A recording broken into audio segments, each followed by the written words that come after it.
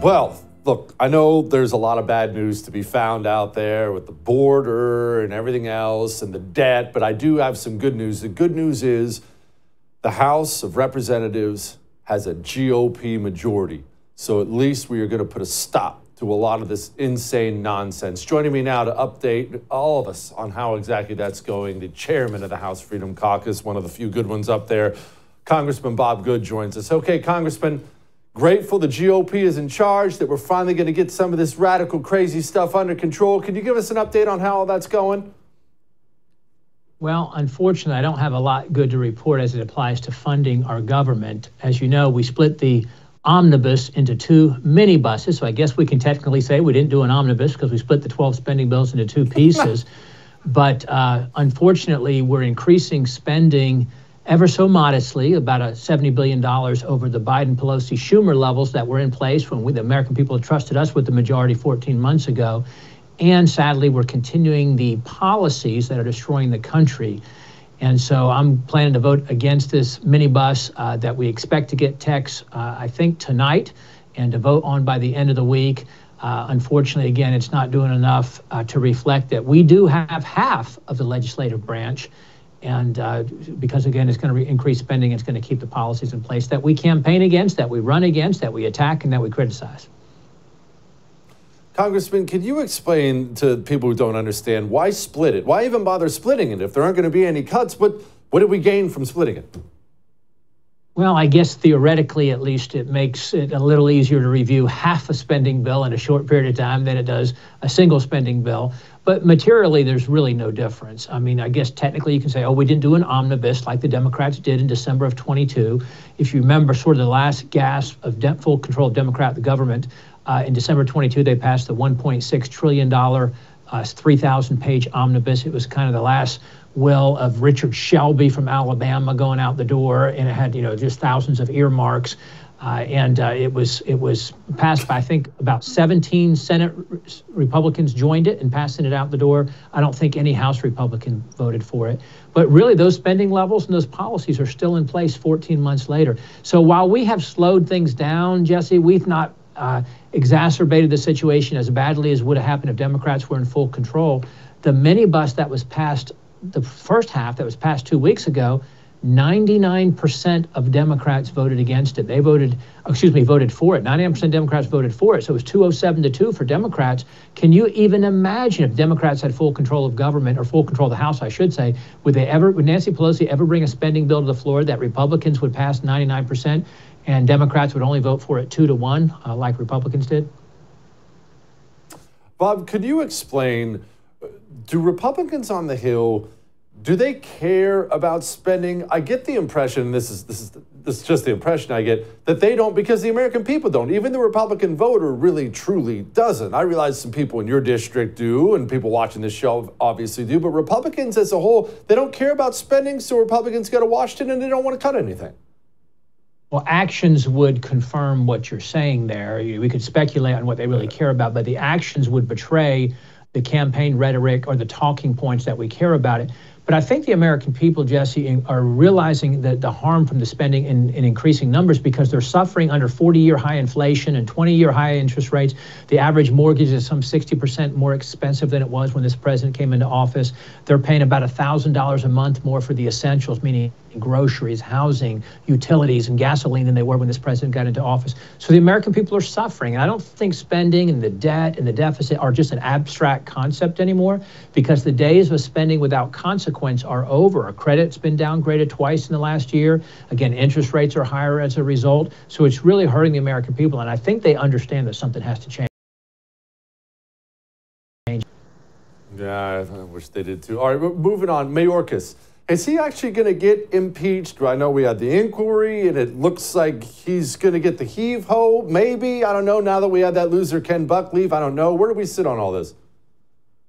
Well, it did pass the House by one vote, and so it's been sent on to the Senate, so it's up to the Senate to take it up. The Senate does have to take it up. I don't know exactly what their timeline will be when they do take it up. But he certainly should be impeached. Frankly, the president should be impeached because of the border. We don't need any more evidence or investigation other than 10 million illegals who've invaded the country with the help, not being allowed in by this president, but being helped into this country by this president and his policies, Mayorkas being the primary person executing those policies. And Jesse, never in the history of the country, never before has our own president, and by extension his administration, done more to intentionally harm the United States than what this president has done with the border. You know, you probably just saw it in the last day or two. You had this Lebanese illegal alien who had ties to Hezbollah. He worked for Hezbollah for some 7 years, got caught. He got caught, thankfully, to go to New York and to make a bomb. And that's why he was coming into the country. How many do you think like that we might have in the 2 million the 2 million gotaways that we know about? Golly. Congressman, thank you so much for being one of the ones trying to fight for us up there. I appreciate it. From Hezbollah comes across the border, he's making a bomb, and that's one of the ones they caught.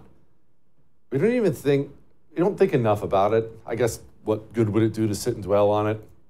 How many bad guys are here making preparations as we speak, as you're sitting there watching me on the TV? Something. All right. Afghanistan. There's a little Afghanistan hearing in Congress today. Let's talk to Jason Beardsley, Green Beret, about that, about accountability and the lack thereof. Before we get to Jason, let's talk about the lack of accountability for timeshare companies. Listen, these timeshare companies are the biggest bunch of scammers.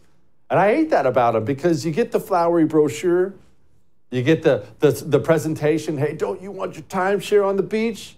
And you get in, but what they never end up mentioning during that seminar, what they never mention when you're signing that paperwork is you're never allowed out. They don't let you out. When you're done with it, you can't just hand it back. They said, no, sorry, it's yours permanently. Enjoy that thing. It's not yours permanently because Lone Star Transfer exists. It would be if it wasn't for Lone Star, but Lone Star Transfer will permanently get you out and legally get you out. They are confident. Probably cocky would be more accurate. 99% of the time, they're successful. You make that phone call, Lone Star Transfer will set you free. They're so confident they put it in writing. Call them. 844-310-2646 or go to LoneStarTransfer.com. We'll be back.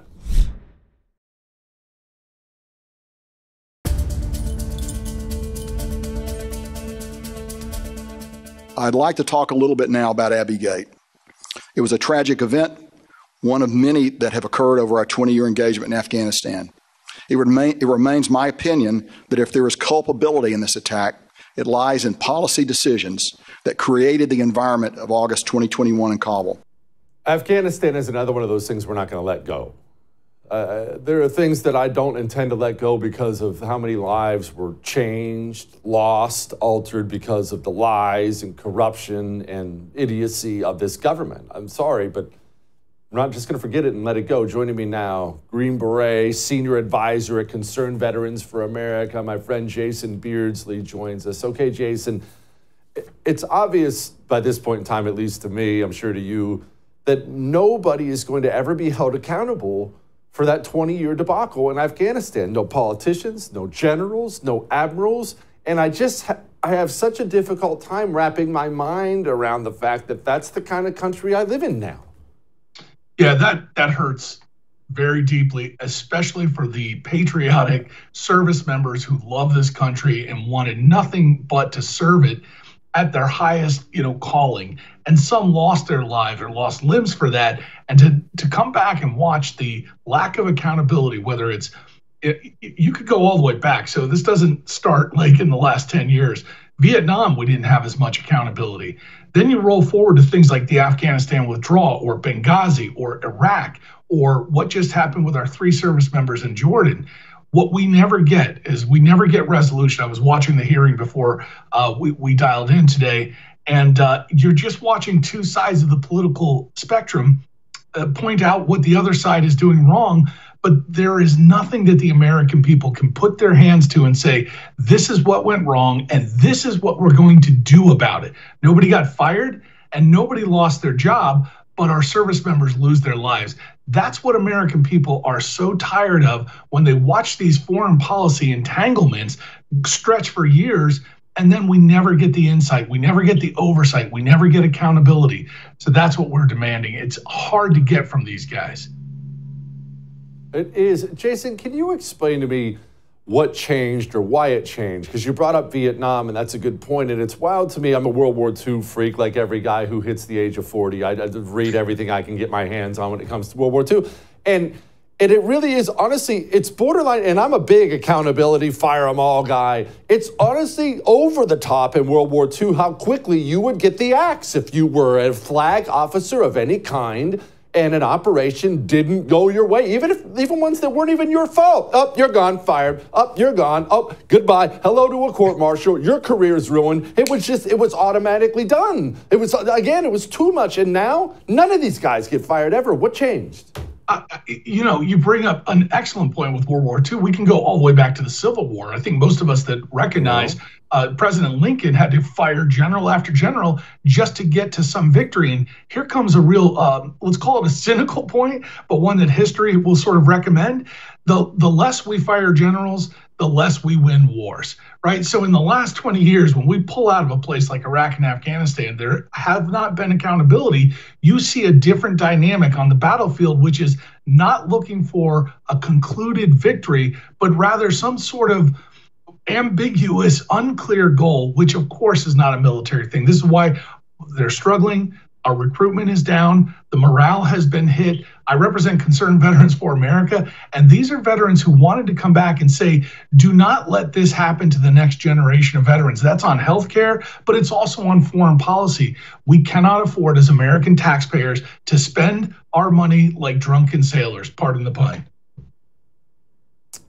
What were the biggest failures in Afghanistan, the way you see it? Everyone remembers the withdrawal, right? Because it was just awful. Every part of it was awful. Our 13 warriors, then we drone strike 10 innocent people. Everyone remembers that. But Afghanistan was a 20-year pile of crap long before that withdrawal, wasn't it? Yeah, I think one of the biggest failures is the big business idea of war, right? Where when we did the invasion early on with special operations, CIA, hand in hand with Taliban, and we actually got good control of the population. And you just heard General Milley testifying moments ago, right before we dialed up again, that we had intelligence back in the early part of this invasion that could have gotten us to bin Laden had we tried harder. But instead, we leaned back a little, we brought in big conventional forces, and the rest of this became a corporate, monopolized sort of story about 20 years of profligate spending with zero accountability. So I think when you introduce this idea of, what Eisenhower talked about, this industrial complex and how the big companies are making money, you're going to lose sight of what the actual victory component is. And I served in Iraq, I served in other combat zones as well. And what I was always missing as a soldier, again, a veteran from America, is what are we doing and how do we win this? But nobody ever had that answer. So in the end, I think what changed, Jesse, is that we stopped asking our military to win wars, and we started asking them to do things that are vague and ambiguous and belong, rather than the military, over in the domain of the State Department. You want to build a nation? Go to the State Department. They're not good at it. I'm not suggesting they are, but it's definitely not the role of the military.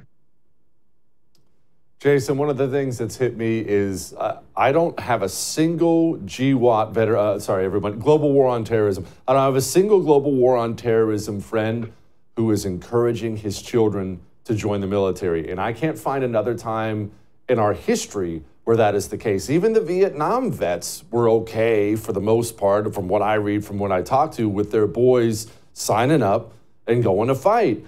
The GWAT vets are out on all that. What happened?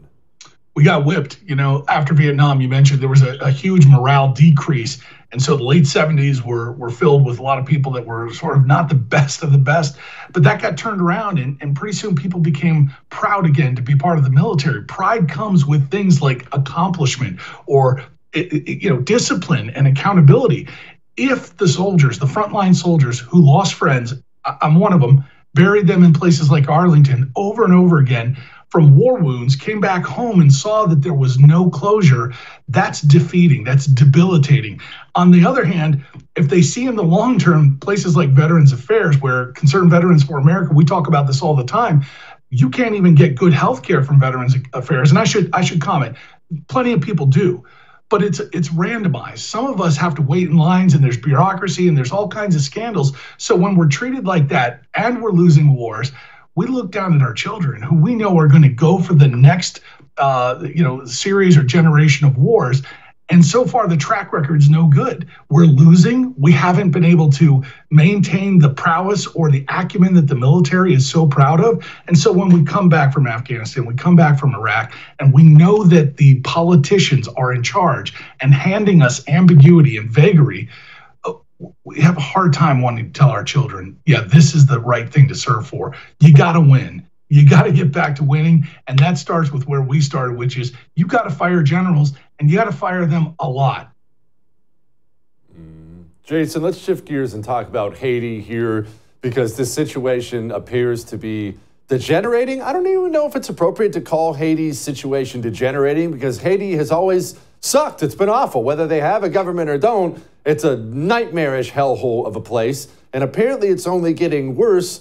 I'm concerned. Well, first of all, you're not supposed to say that. You're never supposed to politically say that the place sucks.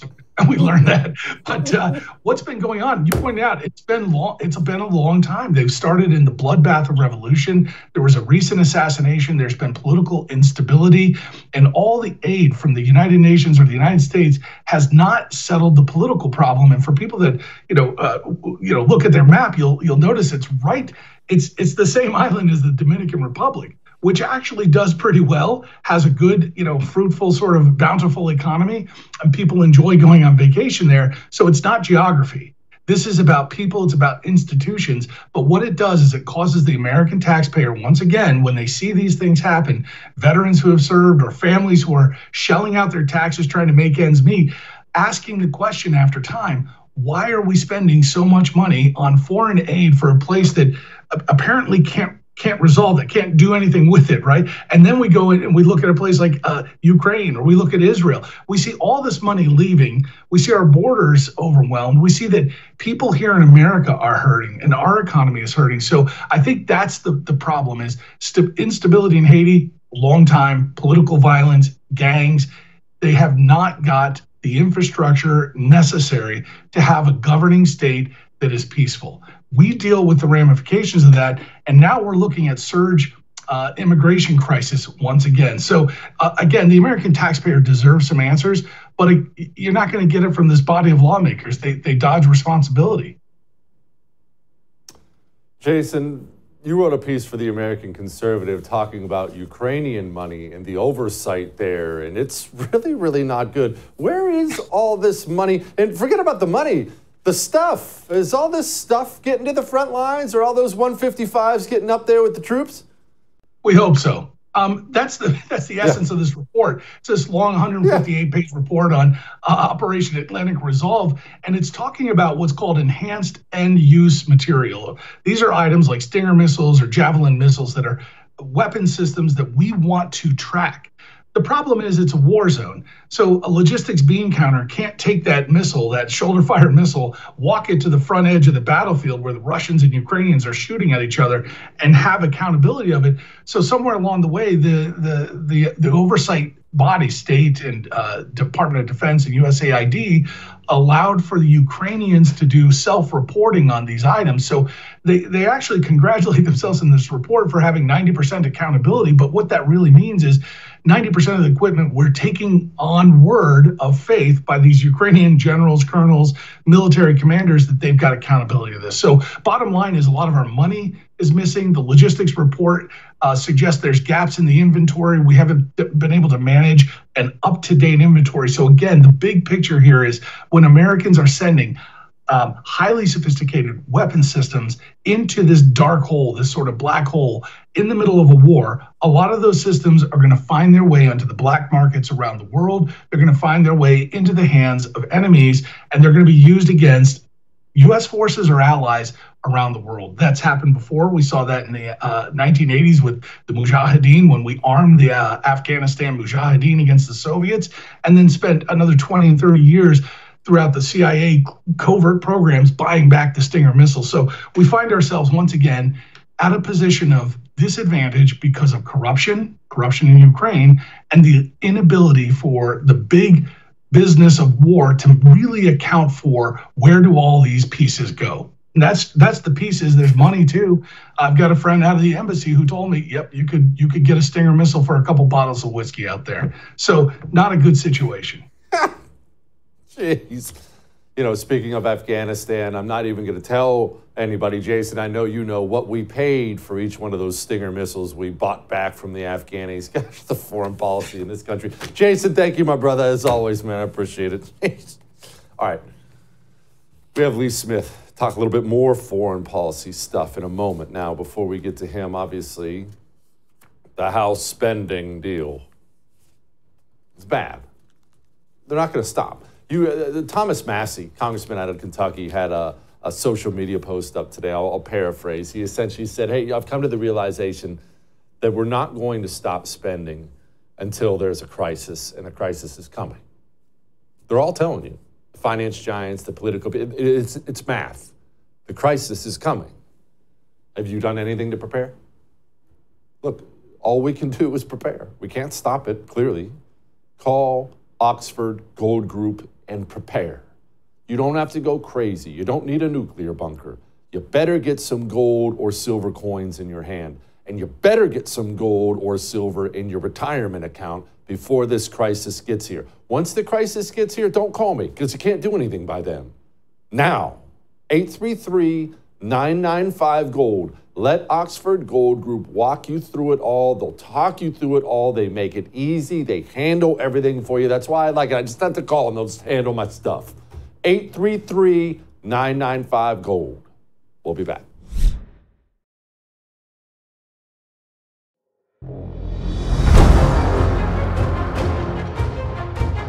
I believe a new election is the only way to allow for a healthy and open decision-making process about the future of Israel. I'm not going to elaborate on the speech. He made a good speech, and I think he expressed a serious concern, shared not only by him but by many Americans. What is wrong with advocating for elections in a democracy?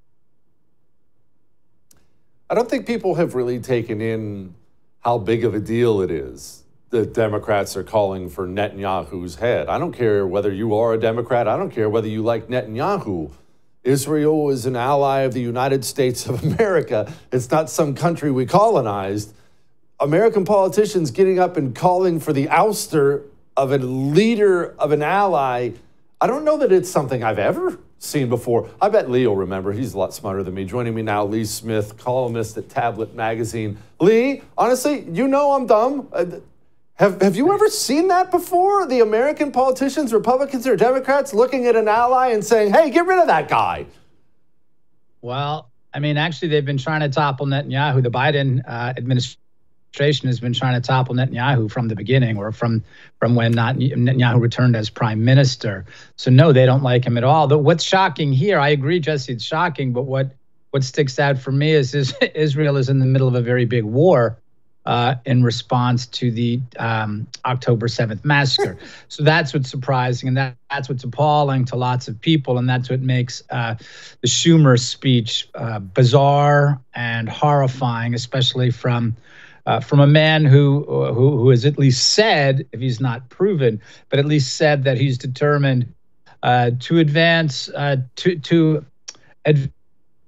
Israeli security, to advance the U.S.-Israel relationship. It's very surprising to hear him call to topple right now the government of Israel.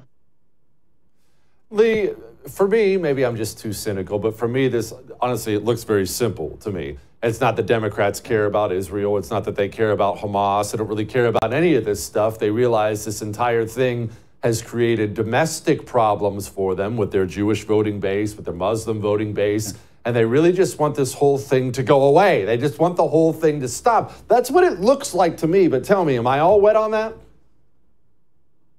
Well, you know, we keep seeing in the press, Jesse, we keep seeing in the press about, the Biden campaign is very, very worried about Michigan and worried about Minnesota because of a very large Arab American and Muslim population. And,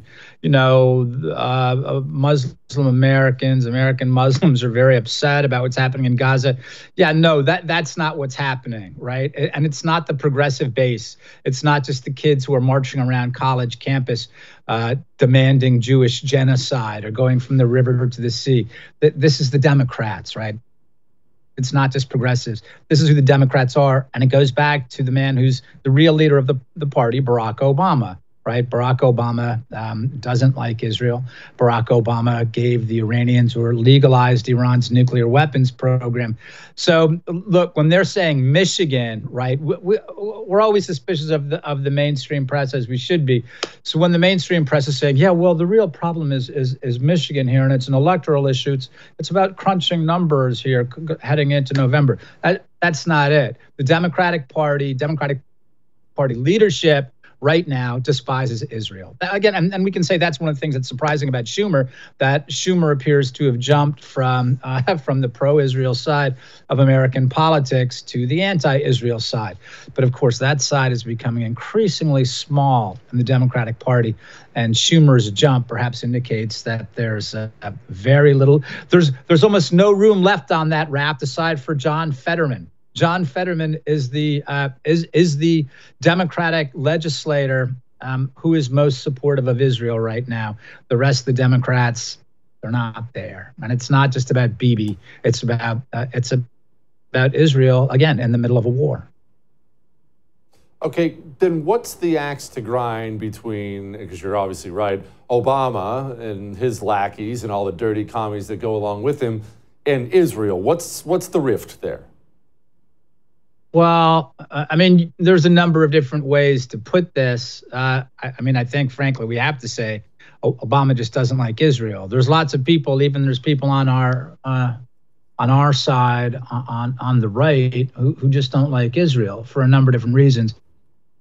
And it's not really about the aid money, because there's a very good argument to be made from the right about why Israel shouldn't get U.S. aid, why it's better for Israel and why it's better for the United States. But that's fundamentally where Barack Obama is and has been for a very long time. He doesn't like Israel. There is a strategic argument to be made too, or a strategic framework in which to understand this, in which the Obama administration, which the Democratic Party, still led by Barack Obama, believes that we should partner with the Islamic Republic of Iran and the Middle East. And to do that, to upgrade relations with Iran, we have to downgrade relations, not just with Israel, but with other traditional American allies in the Middle East, like Saudi Arabia. So the point is to elevate Iran and downgrade everyone else. And of course, Hamas is one of Iran's proxy forces, along with the other proxy forces in Syria and Iraq, the Houthis as well, and of course, Lebanon, Hezbollah and Lebanon as Iran's long arm on the Eastern Mediterranean. So the Biden team, in line with Obama's vision, is very keen to make things okay with Iran and its proxies around the region. So again, that's the strategic overlay for that vision. But I think, again, it's very important to understand what's really at the core of this. And this is that, Barack Obama does not like Israel. And it doesn't matter whether it's Benjamin Netanyahu who's leading that government or someone else. Why the pier? A lot of Americans are confused. Why are we sending 1,000 troops over there and we're building a pier in Gaza? And they're calling it a temporary pier. Lee, you and I both know there's nothing temporary the U.S. government's ever going to build. It's going to turn into something more. Why the pier? Yeah, right. Right. Well, I think the way to see the pier is in context of U.S. forces. Jesse, I've seen you on social media on this. But U.S. forces in Syria and Iraq, and basically what U.S. forces are doing and have been doing for a long time, unfortunately, even under the Trump administration, is protecting Iranian interest in Baghdad, in Syria, and this is another manifestation of that. Joe Biden is sending American forces to advance the cause of Iranian proxies, and this is the point. This is the naked point of the pier. What we have to understand is sending American forces into harm's way, not just to advance American interests, but to be not just to advance Iranian interests and the interests of their proxies, but also making them vulnerable to Iranian proxies. And this is what we've been seeing happen in Iraq and Syria since Joe Biden became president. We've seen hundreds of attacks on American troops in Syria and Iraq. And we all see a lot of people talking about it. And unfortunately, I think it's probably true. The forces that we're sending, the forces that the Biden administration is sending to Gaza, will also be vulnerable to attacks from Iranian proxies, in particular Hamas, as well as Palestinian Islamic Jihad. Yeah. Lee, when's this whole thing going to end? When's this whole thing going to wrap up? How's it going to end? Israel's winning, right? I mean, you can't tell from the news. Well, no, you're right. Israel is winning. It's an extremely hard battle to fight. Look, I think, Jesse, let's separate out here the interests of the Biden administration and the interests of ordinary Americans and the interest of American peace and prosperity. Americans have an interest in an Iranian proxy getting throttled in Gaza. This is good for ordinary Americans.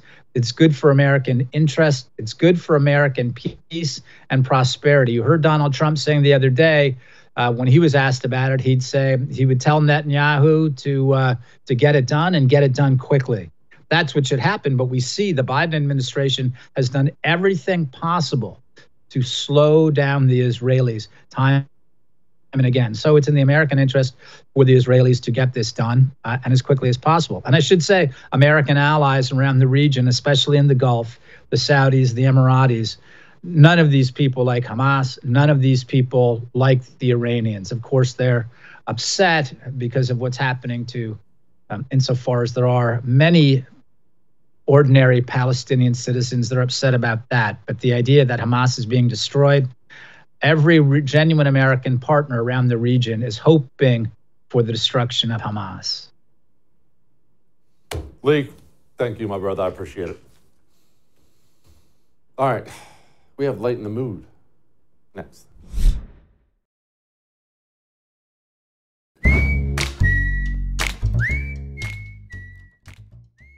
All right. It is time to lighten the mood. And did you ever see that show, Wife Swap? Don't worry, it was a PG show. I never actually watched it, but the wife did. My wife did. And it would be on occasionally in the background. I'm walking around the house. And it was one of those weird shows that would make me stop and just marvel. And I do remember this little tidbit. This poor kid, all he wanted was his bacon. I need you guys to help me in the kitchen to fill these. We can do it. I don't like this crap. Definitely no cheese in the can. Very happy to be throwing this away. It's bacon. No, I want my bacon. I gotta tell you something. Bacon is good for me. This is very You're gonna be going to the grocery store. She thinks, out of the blue, she's a smart little girl, that she can do whatever she wants. No, that's not how she can do it in our family. She's act like she's the queen, and we're the sorry people. Joy, I have been nice to you, but now I'm coming to the edge. I promise you one thing, okay? If you do not have at least one food that you like, I will buy you a piece of junk. Is that a deal? No, I keep losing at deals, and I don't want to make a deal anymore. I am leaving, and you can't stop me. I'm packing my bags. She's going to try to stop me, but she can't run in those little high heels. Never see this face again. I love that kid. I'll see you tomorrow.